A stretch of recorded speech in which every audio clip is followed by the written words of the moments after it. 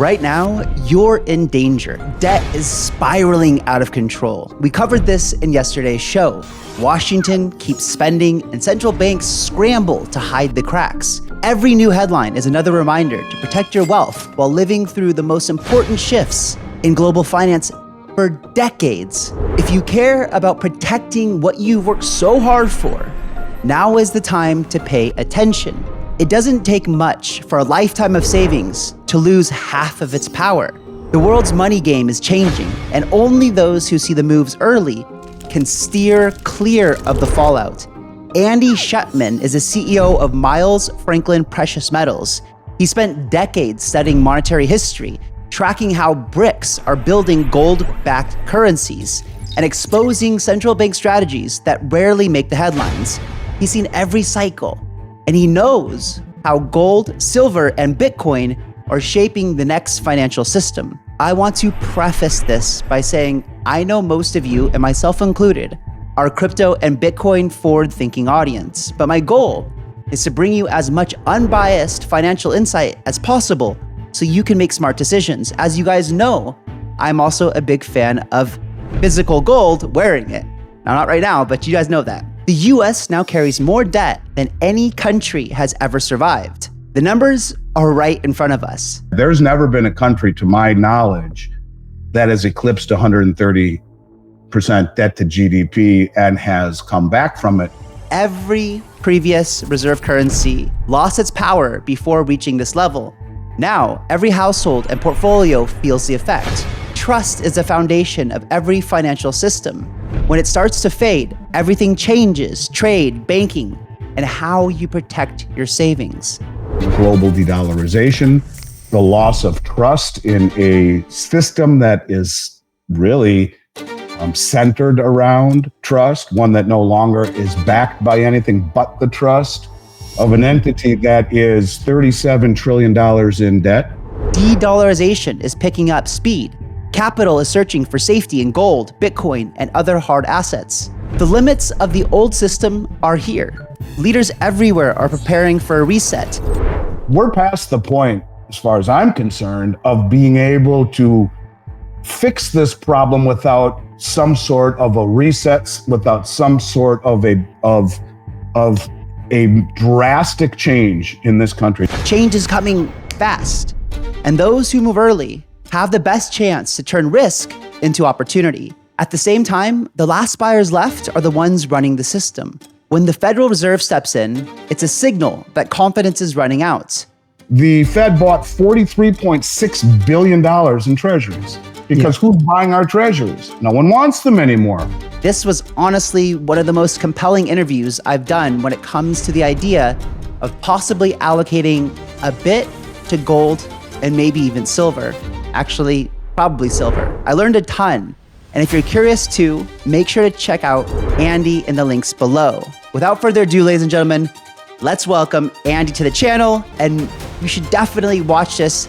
I learned a ton, and I think you will too. Andy, welcome to the show. Thanks for being here. Appreciate your time. Good. Yeah, man, it's good to be here. I know we've tried a couple of times to make it work, but it looks like third time is a charm. Good to be here, Kyle. Third time's usually a charm. So, Andy, let's start out. I did give a brief intro, but how do you like to describe yourself when people just kind of ask you what you focus on? I've kind of morphed, I guess you could say, into something a little different than I started out. I've owned my company now for 35 years. I guess you could say I'm maybe a little slice of the American dream. Started from nothing and in a one-room office the size of a closet in 1989 on a wing and a prayer. And somehow here we are 35 years later, north of 12 billion in sales without a customer complaint. And one of the things that changed my life more than anything was YouTube. And I started talking to people like yourself and have spent thousands of hours, literally 3-4 hours a day, 7 days a week, reading and studying and researching and trying to find answers to the reasons why it seems as though our fiscal policy is so irresponsible and our monetary policy has bordered on brain dead. And the craziness that we saw the last several years that were very difficult for me to understand as the byproduct of meritocracy, outworking people, keeping your nose clean and doing the right thing, having that thrown into the trash bin of history in favor of lifestyle. My parents were hippies. I know all about lifestyle, and yet these things bothered me: the open borders, the lawlessness, the perception globally of a two-tier justice system or election interference. All of that stuff, to me, was emblematic of a bigger theme, and that was of global de-dollarization, the loss of trust in a system that is really centered around trust, one that no longer is backed by anything but the trust of an entity that is $37 trillion in debt and 175 to 200 trillion in debt on off-balance sheet obligations, Medicare, Medicaid, Social Security, government military pensions, and one that has really squandered the good graces of not even our foreign creditors, but much of the world in terms of sanctions and tariffs masquerading as sanctions, or sanctions masquerading as tariffs, and the craziness that we have seen trying to put it all together. And I guess you could just say I am a gold bug at heart, because I believe it's wealth. It's not an investment. I would much rather hold my money, my wealth, in gold and silver. But at the same time, I don't know. I guess I'm someone who tries to pretend he is a pseudo economist analyst and talking about what's going on, trying to make sense of it all, I guess, more than anything, Kyle. And some of the stuff I've talked about has happened much to the surprise of myself, and a path that I have followed in over 5,000 videos since 2019. A lot of it has happened. And not to say that I'm a soothsayer or have any crystal ball. I've just spent a lot of time trying to connect the dots. And there are a lot of dots that haven't been connected yet, but certainly those that have, I think, are, leading to a place that could very well change the way that life is, or what we've become accustomed to in the United States. So I don't know if that's exactly what you were hedging at, but that's kind of the way I look at the world right now. I think that's a good start. I shadow or echo a lot of the kind of similar concerns that you have, and it makes a lot of sense to me. I'd like to know where you think that we currently are, let's say the United States and maybe the other major geopolitical countries. To give a little bit of background to what you've said, I think the last president to kind of balance the spending before we started having this crazy debt was Clinton. And then after that, I believe we started quite a bit of getting out of control on spending. I think there was Bush that started then with something like $1 trillion a year. Then we went up to, what was it? Trump 1, which was something like 2 trillion. And then Biden, another 2 trillion or something like this, right? And then now we're kind of where we are. We know that, Trump is coming and talking a lot about how he's trying to balance the deficit, but we aren't really seeing that in kind of the new bills and proposals that are out there. In fact, there was an episode of the All In podcast, which just recently came, where David Friedberg got very upset and called it a fiscal emergency because he just sees this spending continuing and to spiral out of control. And so it's been interesting. The past 4 years were very just kind of quiet. Not a lot seemed to happen. Spending was still going up, but there wasn't a whole lot of things being shaken up. Now the last 100+ days, we've seen a lot of volatility, a lot of market uncertainty, a lot of expectations set, and Trump's making his rounds, making deals all over the Middle East, as we saw last weekend. Where do you think we are? I know that's a lot to kind of cover, but just currently, where are we? Are we in a much different place today than we were 120 days ago? What do you see for the kind of market landscape? That's funny. I like the way that the last thing you said there. I mean, are we in a different place than we were 120 days ago, or are we in the same place? Well, in the last 120 days, you would think that actually, maybe we were even worse off 120 days ago. I'm not sure, but it's funny because Moody's downgraded the U.S.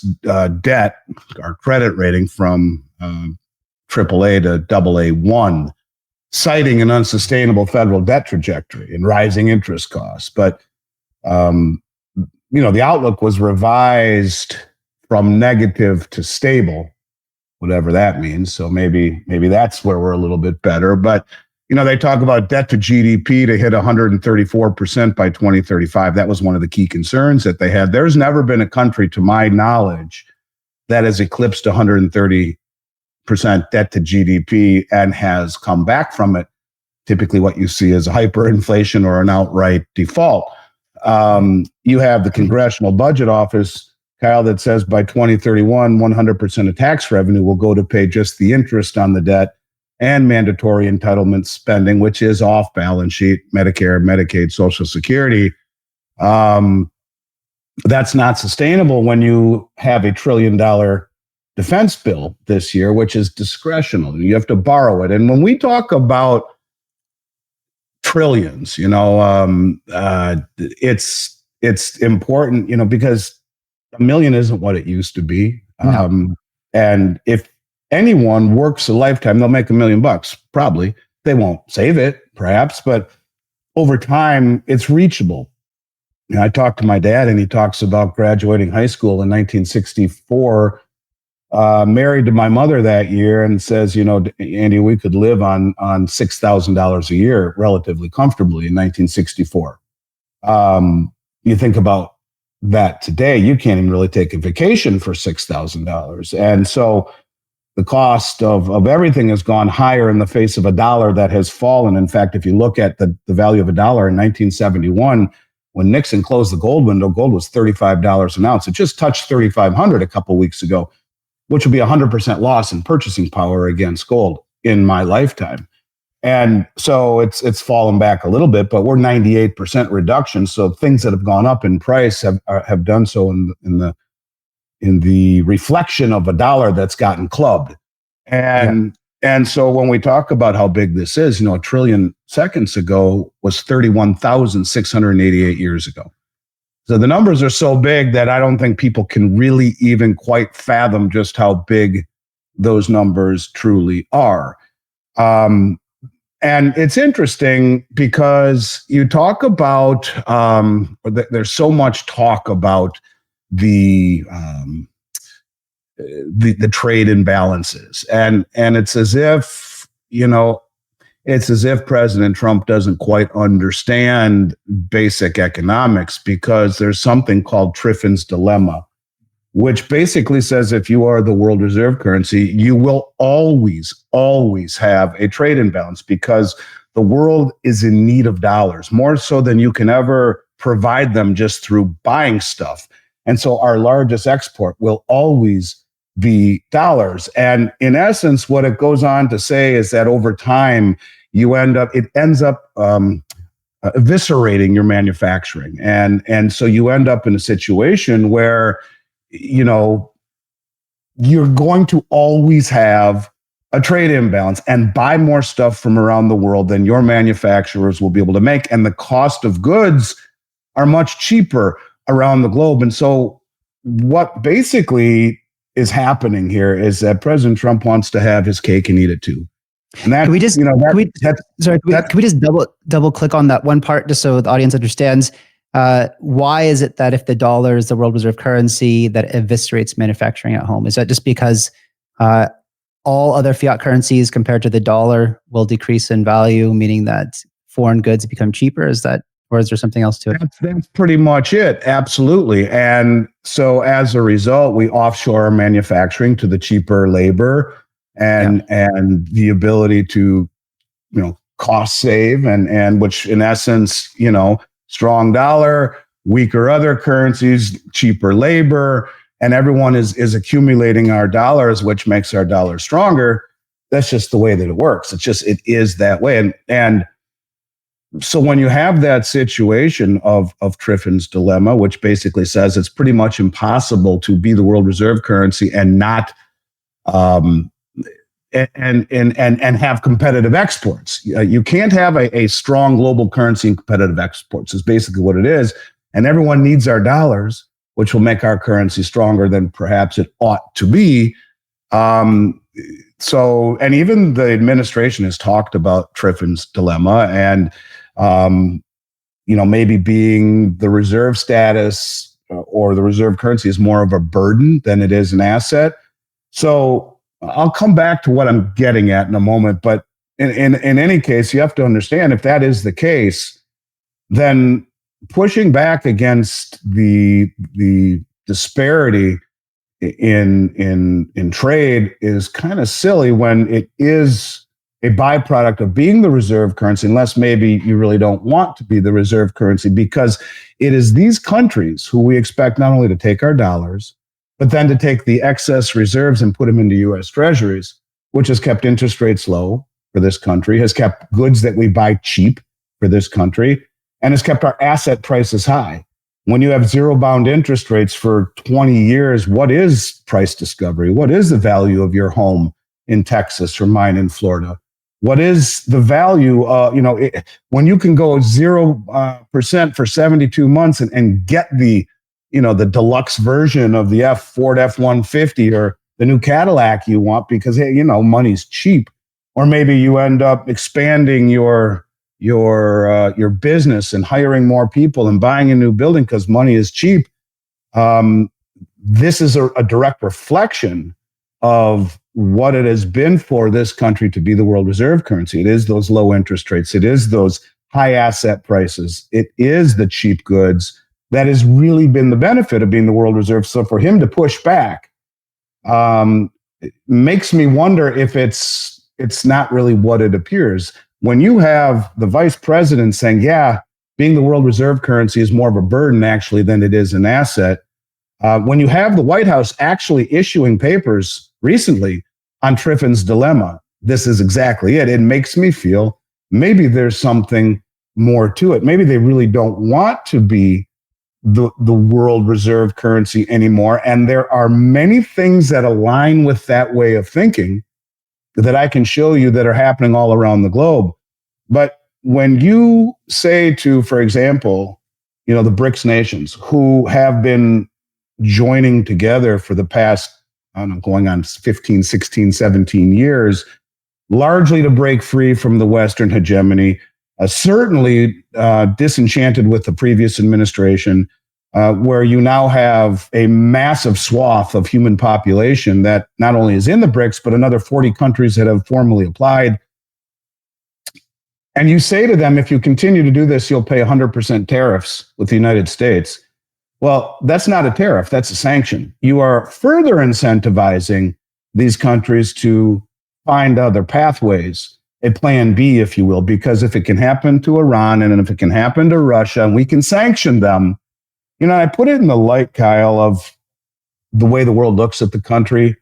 We invaded Iraq 21 years ago under the guise of weapons of mass destruction, and guess what? They weren't there. We destroyed the country, we toppled the regime, and guess what? We are still there 21 years later. And the oil revenue, as an example, that they make, they're not even allowed to control it. It's held at the New York Federal Reserve. And so I think a good portion of the world, in fact, they asked us at the end of 23, can we have $1 billion, please? And the administration, the Biden administration said, after the first of the year, you can, not a good time right now, in essence. And they were so upset by that January 1, 2024, they eliminated all green dollar bills from any bank in the country of Iraq. And if you own a business and do business in dollars, they'll take your business and you end up in jail. And they are in the process of kicking Western coalition forces out of the country. That's just an example. And so the point is, when you are the global reserve currency, it should not be for you to be judge, jury, and executioner. And so the decisions that we have made with the stick rather than with the olive branch, I think, are either orchestrated to incentivize the world to move away from the dollar as the global reserve currency. And part of me feels that way, Kyle, because look, we're past the point, as far as I'm concerned, of being able to fix this problem without some sort of a reset, without some sort of a drastic change in this country. Now, you could default on your obligations as the U.S. government and say, sorry, we're just defaulting because we're broke and insolvent, which in essence we are. As an example, the U.S. government has a balance sheet of $5 trillion. That's it. And indebted of almost 200 trillion. So, the country itself has more money than that, but the U.S. government's assets, the largest asset being student debt of over 40% of their asset base. Student debt is the largest single asset of the United States government. And so how about the estimated over 150 trillion dollars in assets the government owns, such as lands, mineral rights, things like that. It's listed as number 2. And I don't think that the U.S. government owns 150 trillion in assets. If you Google right now, what is the largest asset of the U.S. government, it will pop up student debt of 5 trillion. And so it's the country owns it, but as far as the U.S. government is concerned, at least as far as their balance sheet is concerned, land is actually number 3 behind military. So I'm not sure exactly what numbers you're looking at. The country owns it, but not the U.S. government, as far as I can tell, anyway. I think that they would need to. This would need to be passed through Congress. I believe that the reason it's not showing up on balance sheet is because it's not currently legal to offload those. They have like offshore drilling rights. They could do some sort of I forget what it's called when a country comes in, like basically leasing out some of the offshore sites for drilling oil or mining or whatever. That those would need to be a discussion that goes through Congress. One of the ways that's been discussed about how you could, get rid of some of the debt and maybe potentially become solvent again is monetizing these assets that are off balance sheet right now that are estimated to be in the tune of over $100 trillion. Yeah, it says right here, total asset value U.S. government is approximately 5.7 trillion at the end of fiscal year 2024. This includes various assets such as cash, monetary assets, inventory, related property, loans, receivable, student loans, property, plant, equipment, etc. Well, let's assume that for now that it's not feasible. What I just said. So we're in the situation where they're trying to figure out other ways. But I'm more interested, I guess, in what happens then, right? So, and especially what happens in the kind of short to midterm. I'll go at a few angles on that, but I mean, we could start with BRICS because, I was covering and kind of glued to BRICS because it seemed to be accelerating rapidly last year. I mean, it seemed like every other week a new country had signed up to join and they had made an announcement. I forget which kind of conference this was or something where they kind of announced the currency, but they didn't say exactly how it would be backed up. And I was really watching that closely because I've always been interested in the potential de-dollarization. And I think that you and I share that interest. You more so for gold, me so more for Bitcoin, although I do own gold as well. So do you think that the idea of BRICS and creating a new currency has slowed down now, especially like let's say after last weekend when Trump did place those threats on all the countries that might join, which is that. And we do know also what has happened to other dictators and not saying that's a bad word, just it is what it is. These other countries that have tried to get off the US dollar, the kind of things that have happened to these countries, Muammar Gaddafi and all the other ones who have been eliminated for this. So well, let's go back. I'll take you through the BRICS deal from, let's just say, last year, where you left off. Because it's a big deal, and what we see right now, I think, is something most people haven't seen, and not enough people are talking about. So, for 4 years, the Bank of International Settlements, their innovation hub, worked with China, Hong Kong, Thailand, and the UAE in development of what's called Project M-Bridge. Project M-Bridge is a cross-border payment system that allows countries to trade central bank digital currencies across this platform, without interference from SWIFT. When you mentioned they announced it, the former president of Brazil, so they had a meeting, the last meeting was in Novigrad. That was the big one. But they had a meeting before that, and Dilma Rousseff, the former president of Brazil and the head of the BRICS New Development Bank, came out and said, in principle, we've agreed to a new settlement currency, not a unified currency, but a settlement currency, and it's called the unit.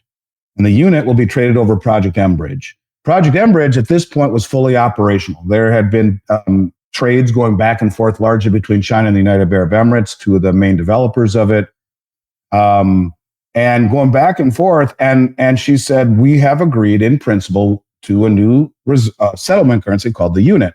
It'll be 40% gold backed. It'll be 60% currencies of the BRICS plus nations. It will be deliverable, that gold, on demand by any central bank. So it was, in essence, the ability for these countries to strengthen their own ecosystem, their own economies, trade with one another, where if I'm China, I can buy oil from the United Arab Emirates, pay for it in yuan, and then settle any imbalances in the unit, is kind of the way that it was going to work. And so it sounded like a great deal. They said, in principle, we've agreed to it. We're going to roll this out. Well, at the 12th hour, the BIS, which is a Western institution, did what I think amounts to espionage. At the 12th hour, they pulled the plug on M-Bridge, and they said, Augustus Carstens is his name, I believe, and he's the acting general manager of the BIS. His tenure comes up next month, I think. He'll be replaced, but he said, look, the BIS can't be involved with any country like Russia who is using the bridge network to sidestep Western sanctions. It's as if Augustus just realized for the first time in 4 years that Russia was the R in BRICS. So in essence, they said, we're backing out, we're pulling the plug. And you can't do that at the 12th hour. They did it specifically, I think, for effect. So let's fast forward a little bit. It was quiet, to your point. It's been very quiet up until now, and I don't blame them. I mean, they were really pissed off that how can you do this to us at the 12th hour? We've already agreed in principle to setting this up, but they did. And so what we saw over the last 2 weeks, I think, outpaces what most of the objections that have been given about BRICS, I think, is now addressed in a few things. And before I explain that, because I think it's really the most important thing moving forward as far as de-dollarization on the planet, I truly do, is what got me interested in the BRICS was first the Belt Road Initiative. And if any of your listeners don't know about that, it's the largest infrastructure project in human history. I want you to think about these things before I give you the meat of it. The Belt Road Initiative represents north of 70 to 75% of human population, 50% of global GDP in and of itself, mostly underdeveloped countries, resource rich. And China comes in and builds roads, bridges, maritime channels, oil refineries, gold and silver mines, and the ability to harvest those natural resources and the infrastructure to deliver it to market. And they've had very good success with it. There's challenges in anything, but this represents 70 to 75% of human population. Now, you have two other groups I want you to think about. One is the Eurasian Economic Union. These are countries that end in STAN, Kazakhstan as an example. And the other is the Shanghai Cooperation Organization. These two organizations, the president of Belarus has been calling for a summit for them to be integrated into BRICS. But, the Shanghai Cooperation Organization is the largest regional military and financial organization in the world. And you put these two groups, Shanghai Cooperation Organization, Eurasian Economic Union, which are very closely aligned with the BRICS, but not in it. Some of the countries are, Russia and Iran and China are, but there are others that are not, along with the Belt Road, who are very closely aligned with the BRICS and with China, but are not members of the BRICS. Now, you also can add in Indonesia, who just became a full member of BRICS. They have the largest nickel deposit in the world. And you can add in the 40 countries that have either officially or express interest in joining. The meeting in Brazil is next month in July. or in 2 months. So you have a huge group of the world if you add these people in. Now, why do I say that? Well, let me add a couple more to the group. Last month, China rolled out their cross-border payment system, now called the Bridge. Well, that's mBridge. It's the same technology, right? And right before they did that, they brought out something called the Chiang Mai Initiative, which is bringing countries together that were adversaries for a long time, in particular China, Japan, South Korea, and 11 other Asian nations, ASEAN. These are the countries in Southeast Asia who have jointly committed, made a statement to reducing dollar dependency and expanding trade in local currencies. Well, they came out and they said, we have agreed the China bridge technology. They said, we are now connected to 11 Asian nations and 5 Middle Eastern nations that in and of itself comprise 38% of global GDP. So you got the Asian nations and you have the Middle Eastern nations on top of the BRICS and connected to the Belt Road, the Shanghai Cooperation Organization, and the Eurasian Economic Union. Then you have China, Japan, South Korea come out and sign this treaty and saying we're gonna expand trade in local currencies and we're going to resist U.S.-centric protectionism. So they're starting to think, okay, where am I going with this, right? Let me tell you where I'm going with this. The bridge technology that they have now connected these 10 Asian countries and 5 Middle Eastern countries, it is mBridge, and they came out and said that transactions take 3 to 5 days in the SWIFT system. Going through Western intermediary banks will now be done in 7 seconds over the bridge network. And that a pilot between Hong Kong and Abu Dhabi showed a 98% reduction in transaction fees. And none of it is connected to or compatible with SWIFT. Okay, great. All of that makes sense. But what no one has really mentioned, I think I'm the only one who's talking about it because as far as I'm concerned, it's massive. There were two things that people would push back against with the BRICS. One is no one wants to internationalize, or the Chinese don't want to internationalize the yuan. So what do? They have opened up or are in the process of opening up other gold hubs in other countries, like in Saudi Arabia and in Hong Kong to start, that are a piece of or connected to the Shanghai Metals Exchange. And what it would be for, as an example, would be trading with United Arab Emirates or trading with Saudi Arabia, trading over the bridge network and settling the imbalances in gold, which is the only other tier one asset that all the central banks have been buying. So they will trade in just like that across the bridge with local currencies, settle imbalances in gold, and they'll make gold hubs in other countries across the board. So all of this is great.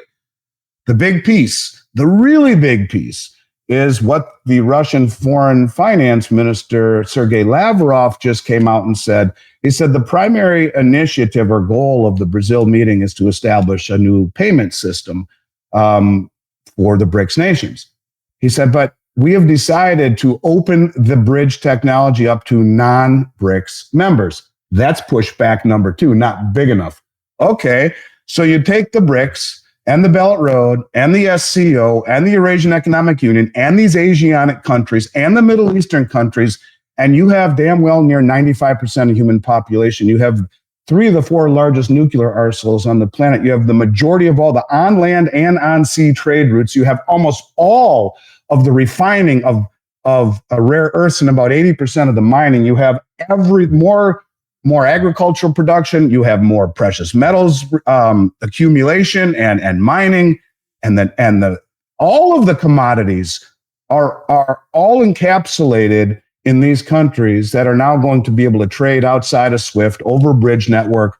SWIFT will have no idea how much money is moving around because they're not controlling it anymore. So when other countries are doing business, they know where it's all going because it runs through the SWIFT. Not anymore. So it will disintermediate the SWIFT and it will enable countries to settle imbalances in gold outside of the purview of the West. And when you look at gold, in terms of putting your assets into U.S. treasuries the way that it's always been, which has kept interest rates low, well, you look over the last 25 years, gold has doubled the performance without the counterparty risk. You look at last year, it was up 40%, and the 10-year was up 4%. Oh, it was up 10 times as much with no counterparty risk, and it's a tier one asset. So I guess what I'm just simply trying to say to you is, as the world is placating President Trump, some more than others, they are building the infrastructure and the plumbing to, in essence, really challenge the West in terms of settlement. And when you talk about reserve status, who the hell wants our treasuries? Just in the last few days, we've seen a massive, let me just give you the exact numbers, if I may. Supposedly we're not doing QE anymore, right? We're not doing that anymore. Yet last week, the Fed bought $43.6 billion in treasuries because who's buying our treasuries? No one wants them anymore. They're losing value. They can be inflated away. They can be defaulted on, and they can be taken from you. $20 billion in 3-year treasuries on May 5th, $34.8 billion in 10-year bonds on 6th and 7th, and $8.8 billion in 30-year bonds on May 8th. So these countries don't want our treasuries anymore. Supposedly, we're selling off the treasuries off the Fed balance sheet. And at the same time, in order to suppress interest rates, to keep the whole thing from blowing apart, they have to come in and buy $44 billion worth of treasuries over 3 days and not tell the world about it. They're being very, very tight-lipped. This should have been everywhere, but no one's talking about it. So I guess my point is this: we're further along with the BRICS than people think, but they got so pissed off by what the BIS did to them literally at the 12th hour, by pulling the rug, that I think they're going to keep things close to the vest, and you have to read between the lines to see where they're going. Yeah, I guess that the last thing you just said would be to start on the next question, but it was, you clearly laid out the evolution of what BRICS was and the time it took to do all that, and then again back to this very strategic kind of trip to the Middle East, and the discussions that Trump's had with every major world leader, essentially, like a lot of those countries recently, trying to open up trade and deals and build back those diplomatic relationships. Do you think that anything potentially could change? I guess I'm going to ask you right now to steel man your argument, right? And I've talked to a lot of economists who think that, who also agree that the BRICS has been a threat to something like the US dollar and dollar dominance. However, they say that, it's really difficult for that actual switch to happen, and like you said initially, there's a huge demand for US dollar globally, and stable coins will just make that easier for that currency to be exported. But if you could steal that argument for a second. So look, and no discussion on this would be complete without talking about what's been going on at the same time under the seams, if you will. For example, on the May gold contract, which we're only 19 days into the month, and there has been a 720% increase in gold deliveries over this time last year for the month of May. The largest delivery in the history of the COMEX market happened so far in the May contract of 16,000 contracts at 100 ounces apiece, 1.6 million ounces of gold. But that's just the month of May. We've become a net importer of gold since November. And if you look at the percentage increase over last year, January, 209% increase, February, 269%, March, 220%, April, 257%, and 718 so far in May. It's accelerating. The amount of gold that's coming into the country is unlike anything we've ever seen. And the May contract was also the largest delivery in the history of the COMEX market ever in silver as well, which has been happening month over month over month over month since January. Now, that's as odd as 4 feet of snow in Texas or in Florida in July. I'm talking an outlier to the nth degree. I've been doing this 35 years, and there might have been a few seconds where we were net importers my entire career for whatever reason, but we have never been really a net importer. And all of a sudden, we are of the only other tier one asset if it's held in your own possession, which is probably why we're seeing the largest deliveries ever off the COMEX ever, month over month over month. Is there a chance is there a chance that they're trying to, replenish what may or may not be at Fort Knox? Maybe, maybe not. I'm going to get to your stablecoin thing with this. So, do you know who Judy Shelton is? No. Let me show you real quick. Judy Shelton, right here. This is her book.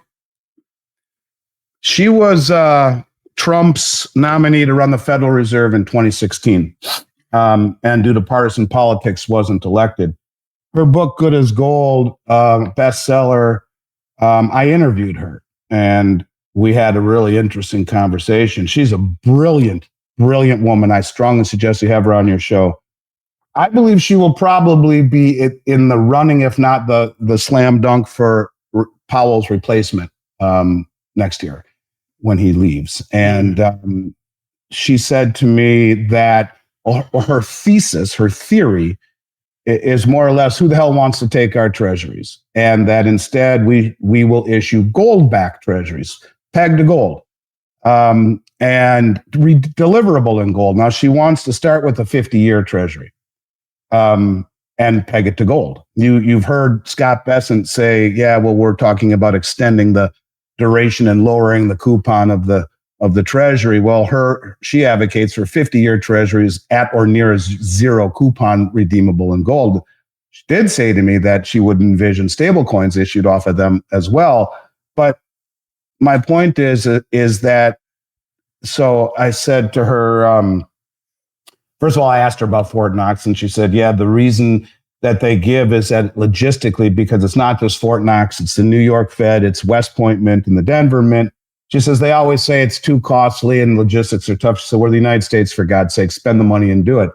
I said, do you think gold will be revalued, Judy? And I said, it's actually held in an account in the United States balance sheet called the Gold Revaluation Account.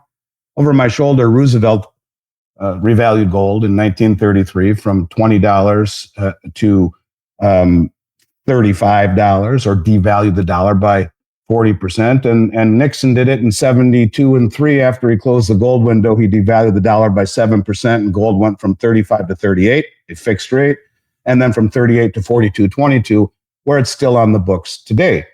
So I said, do you think gold will be revalued? And not in so many words, she said yes. Now, every $4,000 increase in the price of gold would give the Treasury General account $1 trillion free and clear. And without getting too deep into how that works, the Treasury issues, more or less gives the gold to the New York Fed to hold. And then they issue gold certificates. The Federal Reserve then has claim on the dollar value of that gold, not the gold itself. It still belongs to the government. So anyways, the point of it is she says to me, Andy, Trump has told me that on July 4th, 2026, the 250th year anniversary of this country, he will issue gold-backed treasuries. Believe that or not, she said it on my podcast, and she is a brilliant woman. She's making all the rounds on the social media platform. But this is a woman who's no dummy. She was, nominated to run the Federal Reserve, and she said, he's been my friend now for the last 8 years, and I believe he told me so that this will happen. Now, the first thing you would have to do would be to onshore all the gold, and I'm talking massive amounts. The month of March, some client, who is it, took delivery of $4 billion worth of gold. Who was that? Is that the Federal Reserve? Is that the Treasury? Is that Warren Buffett? Who's got $4 billion to write a check for gold? But this has been going on every single month since November, and a massive outlier. So the first step would be to onshore all the gold, which is continuing to happen. You tell everyone it's tariffs. And it's interesting. There's a rumor out there that Trump is very upset with the European aristocrats. I don't know if it's true or not, but that he is trying to make a point. Like, for example, with the Bank of England, a lot of this metal has come back from London. And they are a T+1 exchange, T being the trade day +1, and the third day the metal should be moving to you. So much metal has come over that they say they're now T+8 weeks. Really?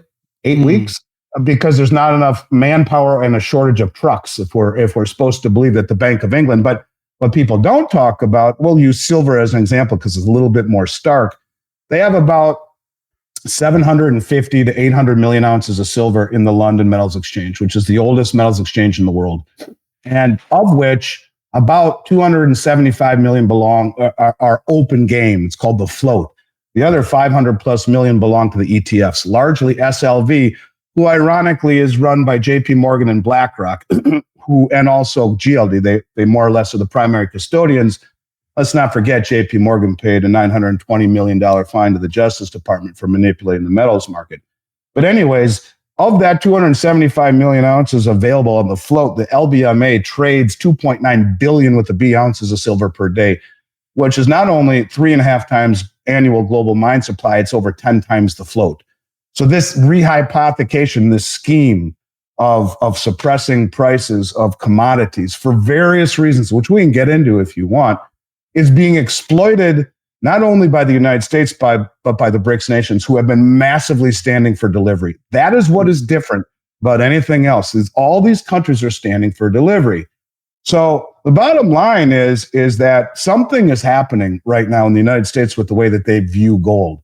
So the first thing you would do would be to bring it home. The second thing you would then do would be to potentially revalue it. Now, could that happen? I don't know. The head of the Dutch National Bank has been screaming about it forever. The members of the Bundesbank, let's revalue gold to offset our balance sheet. And someone who I'm sure you know about very well, Senator Loomis from Wyoming, said the same damn thing. Let's revalue gold, take some of the proceeds of that revalued gold and buy Bitcoin for the strategic account. It's there, and they notice it, and it's held in a gold revaluation account. Why wouldn't they do it? They should. Even if they market to market, which I think they should market much higher, would add 800 billion to the Treasury General account. But, what if you marked it to, James Rickard says 24,000, and he takes the math behind it is he takes the money supply and divides it into gold at a 40% gold backing, the way it used to be in this country, the way it was in Switzerland, the way that the unit is proposed, 40% gold backing. And he comes up with roughly 24,000, which would add 6 trillion free and clear to the Treasury General account to pay down the debt. Who would it benefit?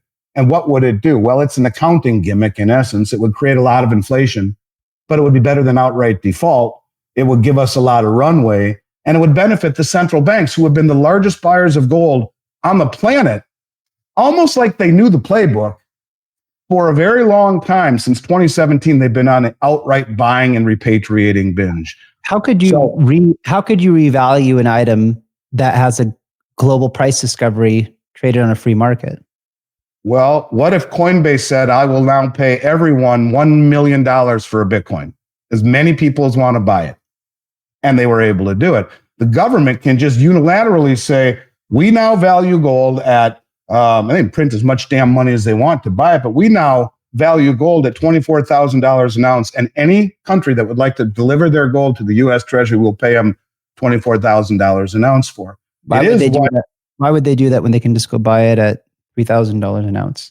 Well, that's what you would do. You would bring as much of it home as you possibly can, because if they do that, then they can issue the gold certificates from and sell it to the Federal Reserve, or who holds it and then owns the cash value, who then gives the Treasury General account all of that money. But now if we go back to what Judy wants to do, well, you want to make it redeemable. Well, the price is $24,000 an ounce or some crazy price, whatever it is.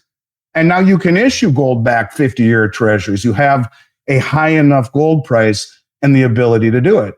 Why did Roosevelt, when gold was $20 an ounce over my shoulder, why did he then pay everyone $20.67? And when a dozen eggs was a nickel, 67 cents is a lot, and then immediately devalued the dollar by 40% and made gold $35 an ounce.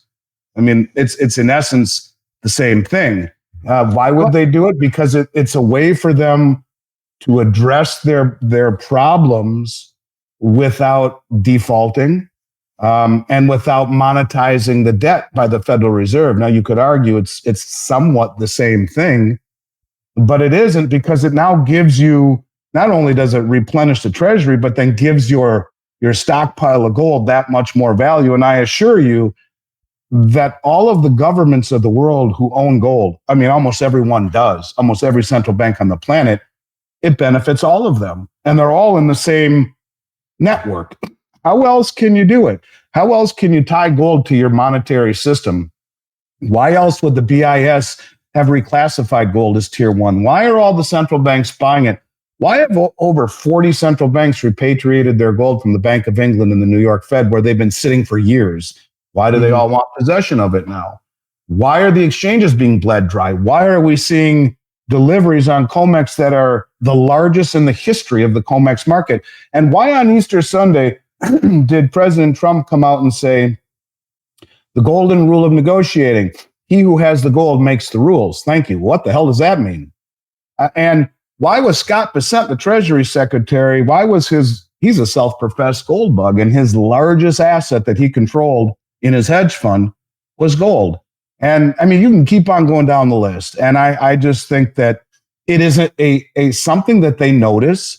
And instead of defaulting or outright hyperinflating, this gives them the ability to revalue the gold that they supposedly hold that hasn't been audited since 1953, to your point. Could it be? Yeah. Maybe. And then revalue it to a level that allows them to replenish the treasury, to issue treasuries that are redeemable in gold. Someone said to me, well, why would they take a treasury redeemable in gold, not just buy the gold? Some might just buy the gold, but others who want that utility of being able to trade and to use as collateral and whatnot, or to, Judy said to me, Andy, I think they'll issue stable coins off of it.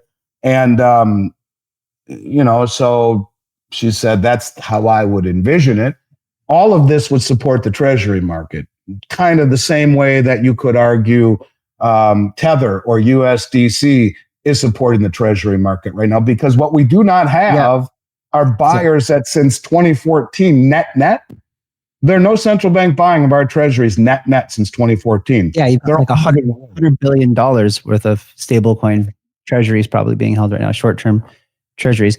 I want to switch just for a few minutes that we have left here. I'd really like to get your perspective on the Bitcoin versus gold decision or discussion. And I'm not saying that one has to be better than another. Obviously, you're biased toward gold, but from what I understand, I don't think that you dislike Bitcoin in a way. I'm wondering if well, first of all, what is your position on Bitcoin? It seems to have, people often compare it to gold as a digital, form of gold. I think it has a lot of benefits. For example, you want to buy Bitcoin. You don't have to issue a stable coin that attaches to the thing that's held by a trusted third party. You just know that it's on chain. It's transparent. We don't need to audit it it's audited every 10 minutes on chain automatically, trustlessly. And then we have, this initiative from everyone, Trump's, Senator Lummis, and everyone's, also trying to build the same type of reserve that we have in gold and Bitcoin. So I think that a lot of the points that you made, I think the one thing that probably the one advantage that I could think of, and you can probably give me some others, is that gold has just been a longer standing tier one asset, if you will, that has more globally accepted trust and adoption today than Bitcoin does. And so therefore, there's no more speculation if it'll be adopted and used by the globe. Curious to hear your thoughts on this. So look, I mean, I'm very friendly with Mark Moss and Natalie Burnell. I respect their opinions. And I am someone who believes that the two communities are far stronger united, that in many ways we see the world similar. I would argue, and maybe I'm naive to say this, that the people who buy Bitcoin are typically more interested in return on their money. The people who buy gold typically are more interested in return of your money. And that's why I think it's a match made in heaven. You make money on one end and preserve it in another. Not to say that Bitcoin ultimately won't be a good vehicle for preservation of capital, but it's hard to say that it isn't speculative and volatile in ways that gold truly isn't. But I do think that a portfolio consisting of the two is far stronger than putting all your eggs in one basket. I mean, you could say it in a silly way and say that, Bitcoin's barely a teenager, still a teenager, and gold has been around for 6,000 years, mentioned over 400 times in the Bible. And here we are almost 6,000 years later, and the most well-informed and well-funded traders in the globe the central banks are buying at a level no one has ever seen before. Yeah. Now, that's not to say that there isn't demand for Bitcoin. I want to, what was his name? The head of the Polish central bank, his name is Adam Lipinski. I want to read something to you here. Okay. This is an interesting one. I just find it to be interesting. And maybe one of the only pushbacks that I did an interview with Paul, or actually went to dinner with Paul Barron. I don't know if you know who he is, the other night. And I asked him what he thought about quantum computing and the Google Willow chip and what kind of threats that would be ultimately to Bitcoin and other things that are that are in essence a math problem but a very sophisticated one and almost impossible to hack. But is it anything alphanumeric impossible to hack with quantum computing? And he said it will definitely be a disruptor. So I found it interesting when Adam Glapinski, who is the head of the National Bank of Poland, who's pretty much bought more gold than just about anyone over the last couple of years. And they asked him, why are you buying so much gold? And this is the head of a central bank. He says, why does the central bank hold gold? Because gold will retain its value even when someone cuts off the power to the global financial system, destroying traditional assets based on electric accounting records. Of course, we don't assume that will happen, but as the saying goes, forewarned is forearmed, and the central bank is required to be prepared for even the most unfavorable conditions. This is why we see a special place for gold in our foreign exchange management process. After all, gold is free from credit risk and cannot be devalued by any country's economic policy. Besides, it's extremely durable and virtually indestructible. So, I mean, for me to hear that from a head of a central bank, to me, is kind of a trip. But look, I think the whole theory of being mutually exclusive and at each other's throat in terms of, one or the other, I think is silly. Yeah. I think you have a far stronger position in your financial holdings with both. So I'm not an either or guy. I think that, one to me is more return on, the other is more return of. I look at gold as wealth. I look at Bitcoin as a generational money maker, a generational form of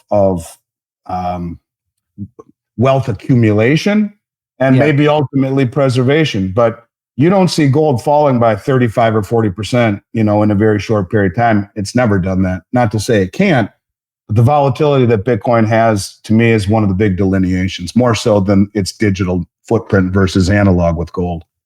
Yeah.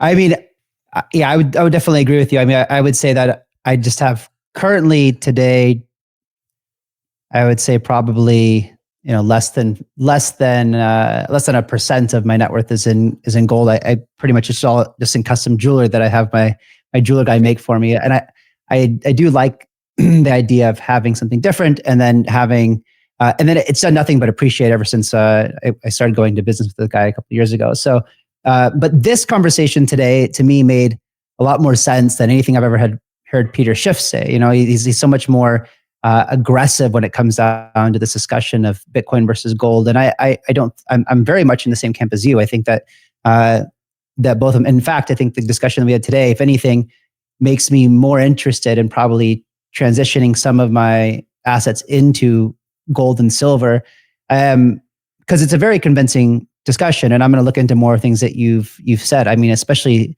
the amount of buying that's been happening with gold. We've seen the prices go up and reflect that, but I never had the perspective of why that might be happening.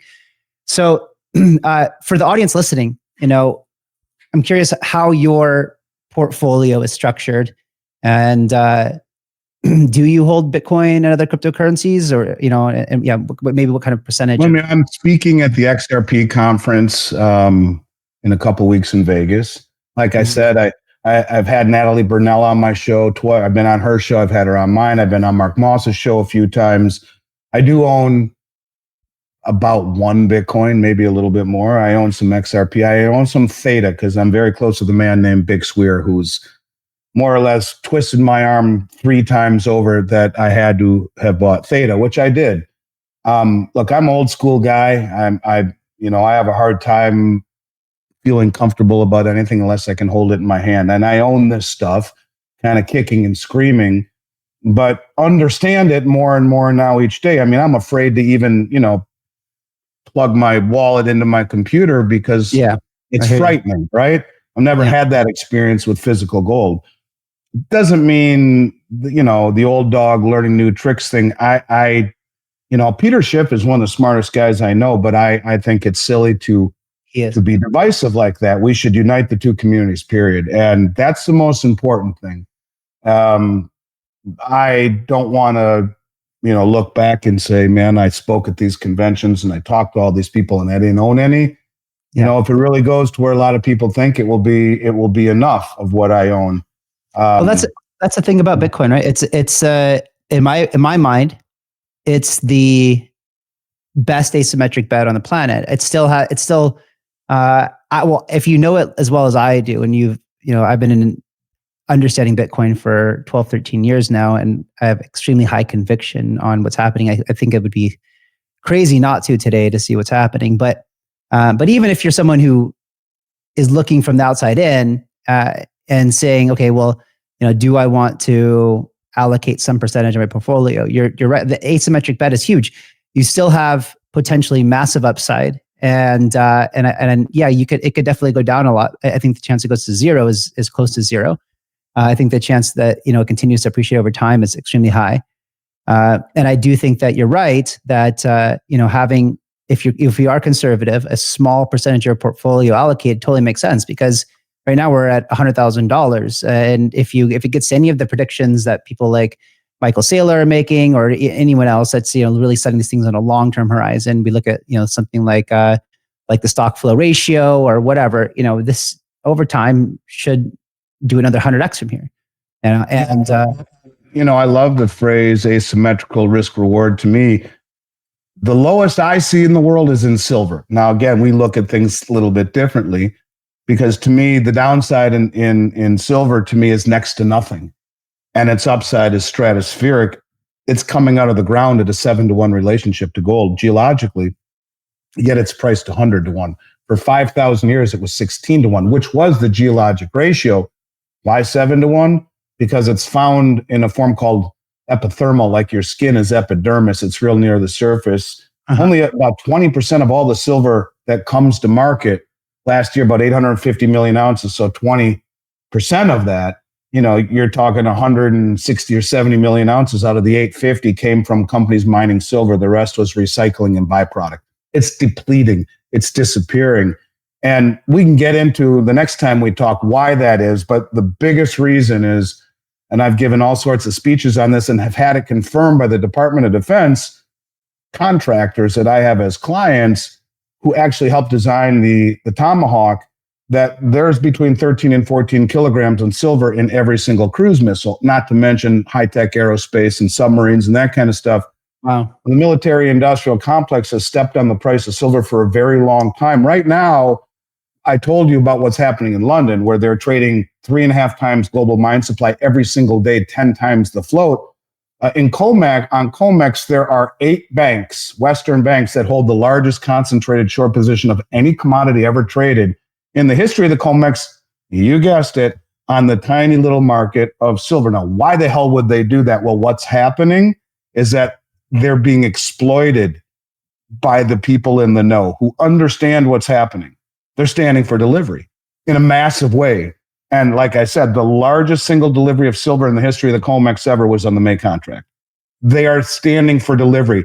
And in essence, all of this stuff, like if you ever played poker, it's kind of, yeah, I got it. I'm all in.